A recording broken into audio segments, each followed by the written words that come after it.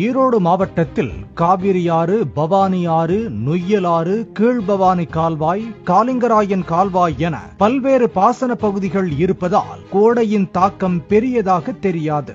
ஈரோட்டில் இருந்து சத்தியமங்கலம் செல்லும் சாலை, ஈரோட்டில் இருந்து திருப்பூர் செல்லும் பெருந்துறை சாலை, ஈரோடு மேட்டூர் செல்லும் பவானி சாலை, ஈரோட்டில் இருந்து சென்னிமலை செல்லும் சாலைகளில் ஆயிரக்கணக்கான மரங்கள் இருந்தன. தற்போது இந்த சாலைகளிலெல்லாம் விரிவாக்கம் என்ற பெயரில் மரங்களை நெடுஞ்சாலைத்துறையினர் வெட்டி வீழ்த்தியுள்ளனர். சித்தோட்டில் இருந்து கோபிச்செட்டிப்பாளையம் செல்லும் சாலையில் மட்டும் 3532 மரங்கள் வெட்டி வீழ்த்தப்பட்டுள்ளன.